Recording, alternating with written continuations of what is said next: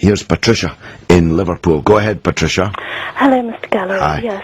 As you've just been to Iran, I wonder if you are aware of what is going on there in terms of persecution of women, of people of minority faiths, and other dissidents who are being hanged by cranes, a country that hosted a Holocaust denial conference, and mainly, you say you prioritize women and all that, but that they hang, do you know of the Baha'i faith? They hanged on one day 15 professional women, nurses, physicists, doctors, because they belonged to the Baha'i faith in Iran, and they would not denounce the Baha'i faith. This is a country that you visited and that you extol because they are so-called persecuted by America, who fears that these mullahs, these maniac mullahs, will devastate our world.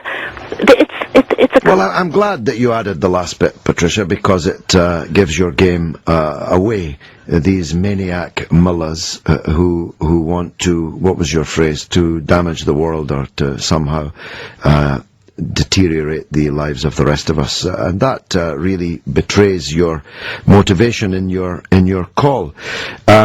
First of all, I've never been to Iran before, and I've never met an Iranian leader until Mr. Larijani 40 hours ago. I have no intention to extol the Iranian regime in Tehran. On the contrary, as someone long identified with Iraq, I have every reason not to do so. What I cannot accept is that anybody has the right to rain death and destruction down on innocent people in Iran for pursuing, because their government is pursuing, that which is entirely within its legal rights. It's in the legal rights of every country to develop nuclear energy. That's all that Iran is doing. And she's being threatened with thousands upon thousands of missiles and aircraft sorties, dropping thousands upon thousands of bombs and missiles upon them.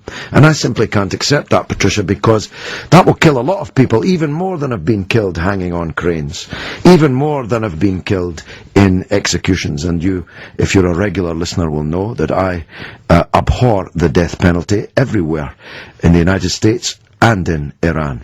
In any country, for any reason, I'm against the death penalty. But for someone who's concerned about innocent people being put to death, I do hope that you'll share with me my fear about the thousands of innocent people who will be put to death by an American or Israeli aggression, Patricia. And you know very well that is not going to happen. I simply want to put to you... No, before you do put that to me, just explain what you mean that I know very well it's not going to happen. Are you saying here now that there is going to be no attack on Iran? That's not the purpose of my call. No, you just said there that I know very well it's not going to happen. Kindly explain what you mean. I do know very well, because No, you said I know very well. Me, George Galloway, know very well it's not going to happen. Would you kindly explain what you meant by that? Because the West is... you know very well, as I do, that the West is not going to launch a nuclear attack on any country. Well, I didn't say nuclear, but is it going to launch an attack? At all. Is it going to launch an attack? After we've been through Iraq and Afghanistan, you're getting off my topic. No, but yes, but I'm very keen that your motivation should be exposed here. So you're saying there will be no aggression against Iran by Israel or America. Is that what you're saying, Patricia? I don't think anybody in America or Israel wants to attack her. But they're openly stating that they will. I mean, how can you say that, Patricia? To paraphrase, you know very well that that's not true. The Deputy Prime Minister of Israel, General Mofaz, said just last week that Israel has no alternative but to attack Iran. No. You have totally twisted that. But that was... No, I can assure you I haven't twisted it. You can Google it and see.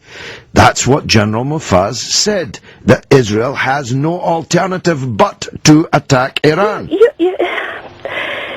can condemning the death penalty in America. You're condemning Guantanamo. That is as nothing compared to what they do, what the Iranians do, what the mullahs and the people in power do. Well, you keep saying the mullahs. Ahmadinejad, of course, is not a mullah. He's the elected president of Iran. 18 million people voted for him. 10 million people voted for the mullah who came second, Mr. Rafsanjani.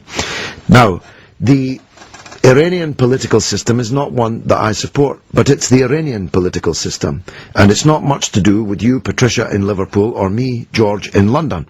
It's a matter for the Iranian people what political system they operate. It's not one that I would choose, and Mr. Ahmadinejad is not a man for whom I would have voted. Indeed, if the choice was between him and Mr. Rafsanjani, I probably wouldn't have voted for either of them. So, I'm not here to speak in favour of the Iranian political system. Certainly I'm not here to argue in favour of the Iranian penal system, their legal system. I am disgusted by executions, and executions that take place in public are just as disgusting as executions which take place in private, no more and no less. So, how many people have the Iranians kidnapped from other countries and put in a torture camp in occupied land? You know what I mean, Patricia? The United States have been kidnapping people around the world and taking them to be tortured in somebody else's country called Cuba. Iran isn't guilty. Well, I think you're a hypocrite because you don't realize what goes on in a country like Iran. It is an appalling place. It shoots and murders a 16-year-old girl hung by a crane because they thought she was promiscuous. When you say you give women callers priority, you are a total hypocrite. And she hung up. Here's John in Dumbarton. Go ahead, John. Oh, she should try living in Saudi Arabia and see what the human rights are. Yes, yes. They never want to talk about human rights in Saudi Arabia. Anyway,